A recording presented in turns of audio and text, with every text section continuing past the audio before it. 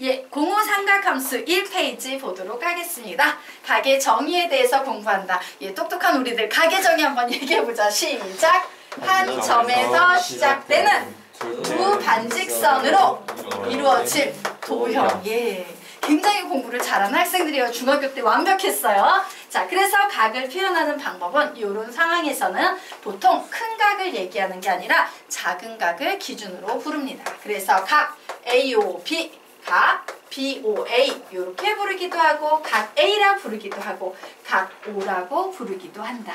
각은 이처럼 다양한 표현으로 불린다요. 자, 그러면 우리가 왜 갑자기 뜬금없이 선생님 각을 가르치십니까? 예, 우리가 지금부터 배우게 되는 개념은 삼각함수라는 개념이에요. 우리가 알고 있는 함수는요, 선생님.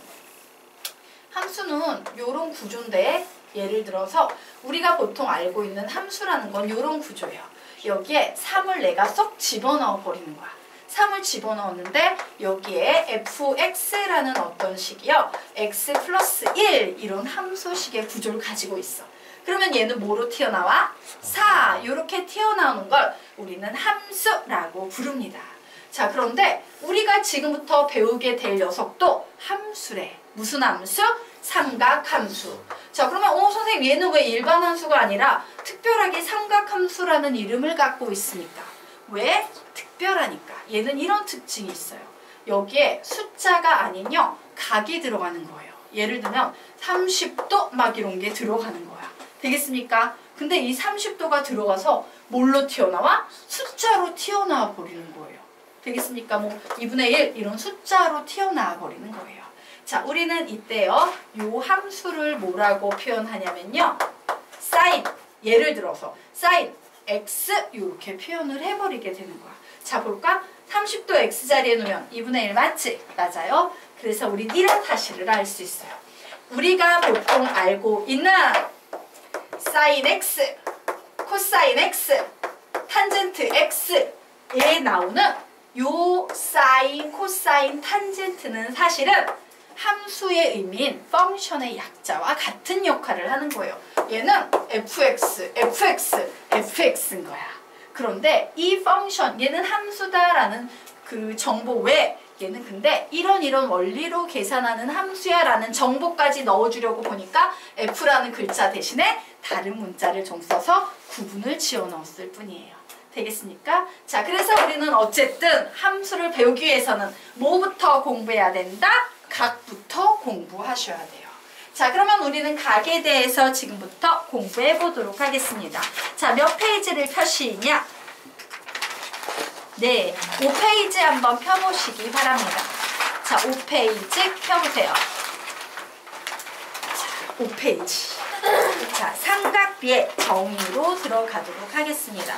삼각비의 정의는 중학교 3학년 2학기 때 나오는 개념이에요. 즉 3학년 중학교 때 삼각비를 배우고 고등학교 때 삼각함수를 배우게 되는 거야. 발전된 개념입니다. 자, 어쨌든 중학교 때 배웠던 삼각비 우리 정리해 보도록 하자.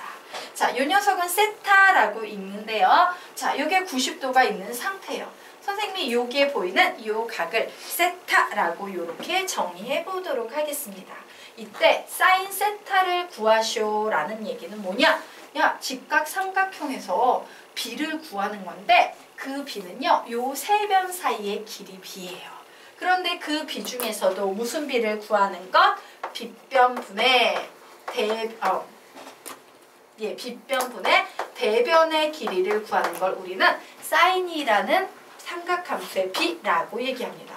선생님, 빗변이 뭐고 대변이 뭔데요? 자, 지금부터 이름 불러드리도록 할게요.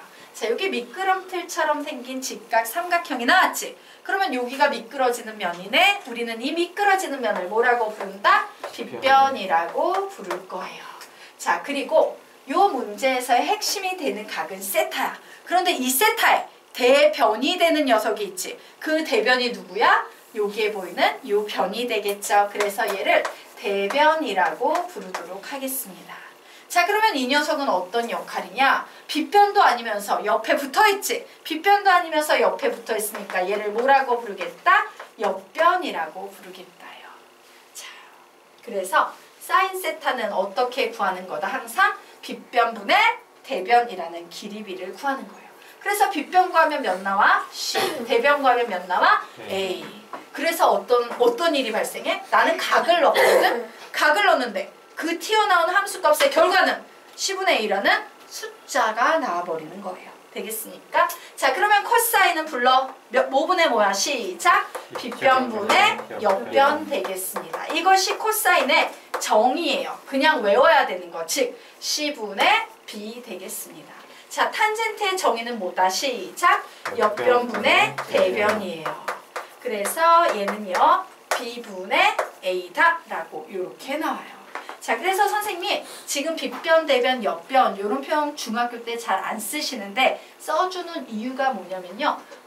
되는 학생들이 있고 안 되는 학생들이 있는데 안 되는 학생들은 이과 수학을 절대 택하시면 안 돼요. 기백 쪽 못해요. 되겠습니까? 즉 뭐냐? 도형을 막 이런 식으로 돌려버려요. 나 여기 세타로 해버릴 거야. 막 돌려버려요.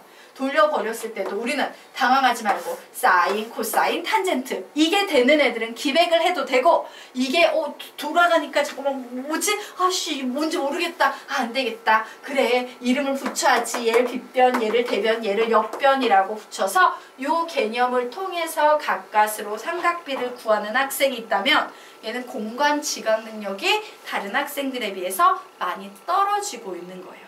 근데 이거는요 개발이 잘 안 돼요. 좀 타고난 거예요. 못 보는 애들은 아예 못 봐요. 선생님은 이제 오래 가르치다 보니까 굉장히 심각한 케이스로 이런 학생도 본 적이 있어요. 사시예요, 사시. 사시 교정을 해서 눈이 똑같이 됐기는 했지만 사시들의 특징. 한쪽 눈만 사용하죠. 한쪽 눈만 써요. 두 눈은 뜨고 있지만 사시는요, 진짜 사시의 개념은 뭐냐면 이쪽에서 오른쪽 눈, 왼쪽 눈이 있는데 예를 들어서 이쪽 눈으로 들어오는 정보를 뇌에서 받아들이지 못하는 거예요. 중간에 신경고리에 연결이 문제가 생겨서. 그래서 눈동자는 있는데 얘는 상관이 없어. 그러니까 이 눈동자가 어떻게 움직여? 막 움직이는 거예요. 그게 사시가 되는 거거든요. 예, 그래서 교정 수술을 해. 막 근육 수술을 해가지고 이거를 앞으로 맞춰서 똑같이 맞춰놔. 그래서 앞을 봐. 보는 것처럼 보이지만 여전히 이 속에 있는 두뇌 쪽으로는 이 정보가 안 가. 안 가지. 그럼 어떤 일이 발생해? 걔는 태어나서 입체를 보지를 못하는 거야. 우리가 입체를 볼 수 있는 건 양쪽에서 보기 때문에 입체가 보이는 거야. 그런 얘기 들어본 적 있지? 근데 입체를 못 보고 한쪽 눈만 쓰면 다 평면으로 보이는 거예요. 그런 애들의 특징이에요. 근데 그런 애들한테 이제 입체 도형이 막 나오고 설명을 해. 걔네가 그거 이해할까 못할까? 못해요. 되게 신기하지? 왜? 한 번도 경험을 해본 적이 없는 영역이기 때문에 입체 도형 나오면 하나도 못 풀어요. 그런 친구도 선생님은 본 적이 있어요. 그렇게 능력이야 일종의. 그래서 막 도형이 돌려졌을 때 막 공간에서 돌려졌을 때 이거 되게 잘 보는 애들은 기하 쪽에 천재인 애들이고요. 좀만 돌렸는데 상상이 안 되는 애들은 좀 한계가 있는 겁니다. 자기의 능력을 알고 이과수학 쪽을 택하셔야 돼요. 어쨌든 이건 왜 가르쳤다? 능력이 좀 안 되는 애들은 빗변, 대변, 옆변 이름 붙여가면서 찾는 수밖에 없다예요. 그래서 우리 보통 능력 되는 애들은 그냥 어떻게 해요? 세타를 기반으로 항상 사인과 코사인은 빗변호에서 시작하지. 그래, C분의 A 사인이네. C분의 B 코사인이네. B분의 A 탄젠트네. 그냥 이런 식으로 보통 외워둡니다. 되겠습니까? 네. 자, 어쨌든 이와 같은 삼각비가 언제 나온다? 중학교 때 나온다예요. 자, 그래서 이 삼각비의 특징은 이런 특징이 있습니다. 왜 얘가 중요하냐? 보세요. 선생님이 여기에 막 60도 해볼까? 60도 이렇게 했을 때 작은 삼각형, 좀 더 큰 삼각형, 조금 더 큰 삼각형을 이렇게 만들었다라고 하면 얘가 예를 들어서 길이가 1이야. 얘는 길이가 2야. 얘는 길이가 이렇게 잡으면 안 되지. 2부터 잡아야겠다. 얘가 길이가 2고 얘가 길이가 4고 얘가 길이가 6이에요. 얘가 길이가 1이에요. 얘는 길이가 2예요. 얘는 길이가 3이에요. 이런 식으로 이제 잡혔다라고 했을 때 얘는 길이가 몇 되겠습니까? 루트 3. 얘는 몇 되겠어요? 2 루트 3. 얘는 몇 되겠어요? 3 루트 3이라고 나왔을 때 어머 사인 60도? 2분의 루트 3이네? 어머 사인 60도? 사인 60도? 요거 계산하면 몇 나와? 2분의 루트 3이네? 사인 60도? 2분의 루트 3이네. 맞습니까? 자, 이 삼각함수에서 탄생하게 되는 이 삼각비의 값에는 변함이 있다 없다? 없다예요. 그래서 각이 중요한 거야. 각 하나에 숫자 하나거든. 되겠습니까? 이처럼 1대1로 대응이 되는 걸 우리는 뭐라고 불러? 함수라고 불러요. 그래서 삼각 함수인 거예요. 각 하나에 숫자 하나. 자, 그러면 우리 이제 중요한 얘기 밑에 해보도록 하겠습니다. 자, 볼게요. 좀 줄여놓고 얘기를 해보도록 하자. 자, 여기에서 우리 같이 한번 읽어보자. 시작! 여기에서 세타의 범위는 세타가 0도보다 크고 90도보다 작은 예각이다. 이게 중학교 과정이에요.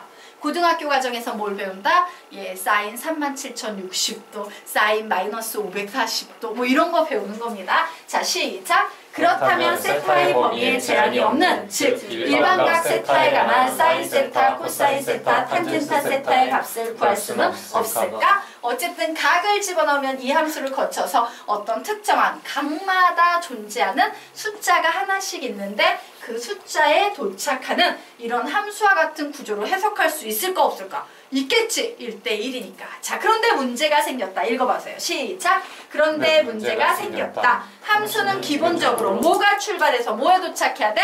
실수가 출발해서요. 실수에 도착해야 되는 거예요. 그런데 위의 구조에 의하면 뭐가 출발하고 있어? 각이 출발해서요. 실수에 도착하고 있으므로 이는 엄밀히 말해서 함수가 아닌 겁니다. 그래서 이를 해결하기 위해서 수학자들은 고민하기 시작해요. 야, 각 대신 막 30도, 60도 이런 거를 특정 숫자로 어떻게 변환해가지고 표현할 수 없을까? 그러면 얘는 함수가 될 수 있을 텐데 이런 생각을 하기 시작한다. 자, 그래서 다음 페이지로 넘어갑니다. 그래서 탄생된 것이 바로 호도법이라는 개념이에요. 자, 한번 볼게요. 자, 실수라는 수는요. 수직선 위에 한 점 한 점의 1대1로 대응해요. 즉 원점 0으로부터 의 길이라는 단위는 우리가 가진 단위, 길이, 넓이, 부피, 각도, 땡땡땡 다양한 단위들 중에서 가장 누구와 밀접한 관계를 지니고 있다? 실수와 밀접한 관계를 지니고 있는 단위다요. 왜? 요 길이 1 자체가 그냥 실수가 될 수 있으니까. 맞습니까? 자, 그래서 여기에다가 플러스 마이너스만 붙이면 길이는, 즉 길이에 플러스 마이너스만 붙이면 길이는 뭐로 해석해버릴 수 있다? 실수로 해석할 수 있다. 자, 그러면 이제 우리는 다시 뭔 짓을 해요? 길이를 가지고 각을 표시할 수는 없을까? 라는 고민을 하게 됩니다. 각도라고 합시다. 각도를, 길이로 각도를 표시할 수는 없을까? 그래서 막 수학자들이 고민을 하다 보니까 아주 놀라운 도형을 하나 발견하게 돼요. 각의 크기가요. 길이하고 비례관계에 있으면서 넓이하고도 비례관계에 있는 아주 독특한 도형이 하나 존재한다라는 것을 발견했어요. 자, 각과 길이와 넓이가 모두 비례관계에 있는 그 도형의 이름은 부채꼴이에요. 부채꼴 되겠습니다. 즉 부채꼴에서는요. 부채꼴의 중심각의 크기가 뭐와 비례한다? 부채꼴의 호의 길이와 비례한다라는 특징을 밝혀낸 거예요. 자, 부채꼴이라는 것은요. 원의 일부지요. 예를 들어서 여기가 30도야. 30도일 때 요만큼의 길이가 1이었거든? 근데 내가 여기에 60도짜리를 가지고 있어. 그러면 이 호의 길이는 몇 되겠어요? 2가 되지. 이처럼 와우, 각도와 호의 길이는 비례관계에 있네. 그래서 이제 무슨 생각을 하는 거야? 그러면 이 호의 길이를 이 호의 길이를 가지고 각도를 표시할 수도 있겠다. 왜? 비례관계, 관계라는 게 존재하니까. 맞습니까? 자, 그래서 우리가 결론 그 밑에 같이 한번 읽어보도록 하겠습니다. 자, 결론 읽어보도록 하자. 시작! 실수가 출발해서 실수에 도착하는 삼각함수라는 개념을 만들어내기 위해서 수학자들은 기존의 각도를 표현하는 방법이었던 30도, 70도, 마이너스 50도와 같은 이런 방법을 뭐라고 부르는지 아십니까? 60분법이라고 불러요. 60분법, 60분법이라고 부릅니다. 자, 시작! 60분법 외에 호의 길이로 각도를 표현하는 실용적이지는 않으나 학문적 개념에 있어서 절대적으로 필요한 무슨 법? 호도법. 예, 호도법부터 시작! 호도법이라는 새로운 각도 표현 방법을 만들어냈다. 호도법의 등장으로 삼각함수라는 개념이 가능해지게 된 것이다. 되겠습니까? 예. 자, 그래서 호도법은 뭐야? 호의 길이로 각도를 표시하는 방법. 호의 길이로 각도를 표시하는 방법. 이걸 호도법이라고 부릅니다. 자, 근데 호도법은요, 사람들이 잘 몰라요. 얘는 완전 학문적인 영역의 단위야. 그런데 우리에게 필요한 상태. 그래서 호도법 단위의 개념을 잡아드리도록 하겠습니다. 자, 7페이지 들어가도록 하세요. 자, 7페이지 보도록 하겠습니다. 자, 호도법 되게 쉬워요. 기억해 두시기 바랍니다. 와, 60도, 60도, 60도 돌아가면서 세 변의 길이가 모두 R인 이런 도형이 있었어. 우리 이런 거 정삼각형이라고 부르지. 그런데 선생님이 이 정삼각형의 한쪽 편을 손가락으로 휙 눌렀더니만 얘가 이렇게 휘어지면서 이렇게 부채꼴이 된 상황이야. 자, 그러면 부채꼴이 이렇게 돼버려도 중요한 것은 돌아가면서 모두 R인 경우지. 맞아? 반지름도 R, 호의 길이도 R, 모두 R, 모두가 R이에요. 알겠나? 기억하라고 이 짓 하고 있는 거야? 이처럼 모두가 돌아가면서 똑같은 숫자일 때 우리는 이 녀석을 각도 1이라고 약속을 해요. 호도법의 단위에서는 이 각도가 요 상태의 각도가 몇이라고? 1. 되겠습니까? 요 상태의 각도가 1이에요. 그래서 이 1은 60도에서 살짝 누른 거지. 대략 57도야. 떨어지지 않아요. 그래서 57도 앵앵앵앵이니까 그냥 와우. 호도법으로 1은 몇 도 정도 된다? 57도 정도 된다라고 좀 기억을 해두셔야 되고요. 보통 우리는 이 단위를요, 호도법의 단위를 라디언이라고 불러요. 근데 보통 라디언도 안 붙인다? 왜? 이 호도법 단위의 목표가 뭐였어? 실수를 집어넣어서 실수를 꺼내고 싶어지. 근데 라디언이 붙으면 자꾸 실수같이 안 하니까 많은 수학자들이 그냥 생략해서 1 이렇게 불러요. 그냥 실수로 각을 표현을 해버리는 거예요. 되겠습니까? 예. 자, 그래서 1라디언인데 일반적으로 단위는 생략한다. 왜? 실수 자체로 이용을 하는 게 목적이었기 때문에. 되겠습니까? 자, 그래서 우리는 이제 연습하도록 하겠습니다. 자, 여기에 좀 오타 잘못된 부분들이 있습니다. 이게 51도 아니고 이게 지워졌어요. 57도예요. 예. 1라디언은 57도예요. 자, 그래서 이 57도인 1라디언은요, 1일 때도 57도 1라디언이고 3일 때도 똑같이 57도는 그냥 1라디언이에요. 부채꼴의 크기에는 상관이 없어요.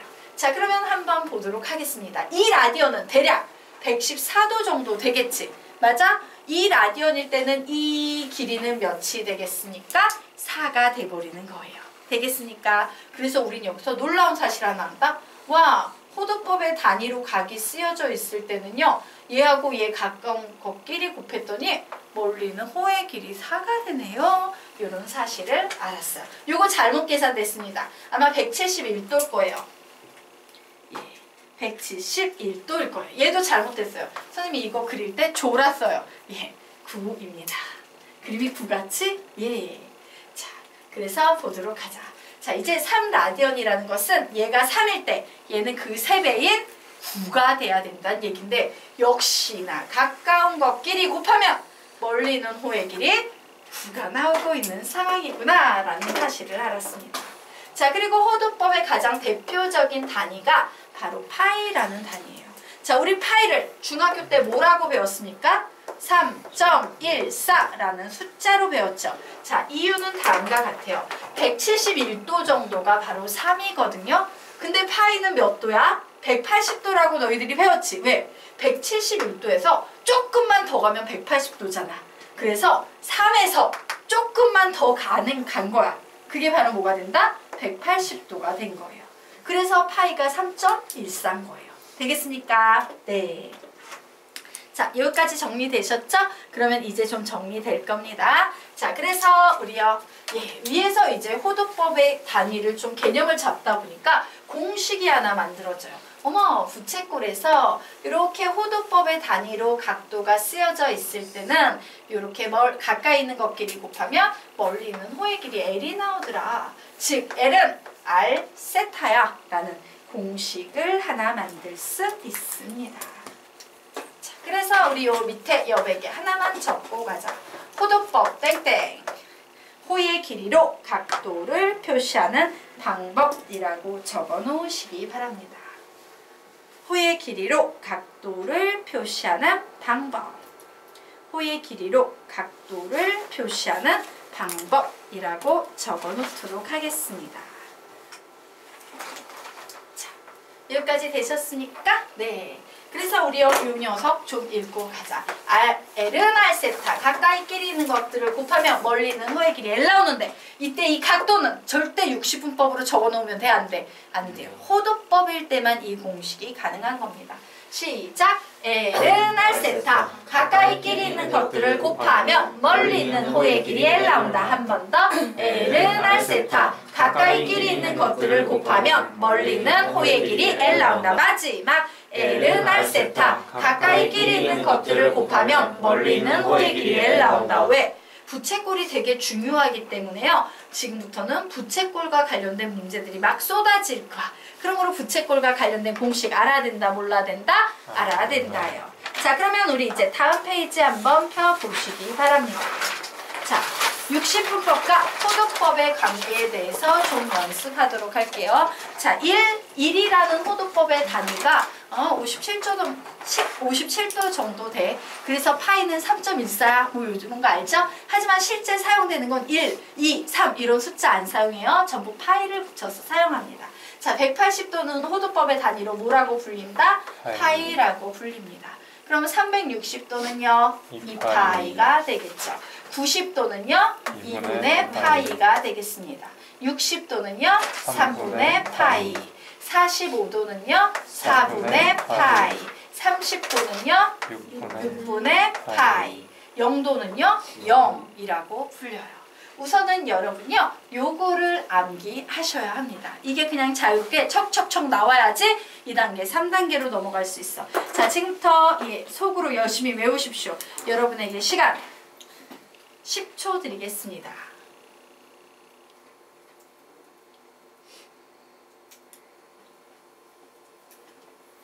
머리 되게 좋아요. 선생님 왔다 갔다 할 거야. 막 부른다. 시작. 2분의 파이. 3분의 3분의 파이. 자, 2파이. 6분의 파이. 파이. 2분의 파이. 4분의 파이. 6분의 파이. 2분의 파이. 2파이. 0. 6분의 파이. 2분의 파이. 파이. 되겠습니까? 요게 자유자재로 나와야 돼. 오늘 수업은 여기까지 하도록 하겠습니다. 자, 다음 시간에 삼각함수 이론요. 다시 기초부터 쭉 잡고 가도록 하겠습니다. 수고하셨습니다.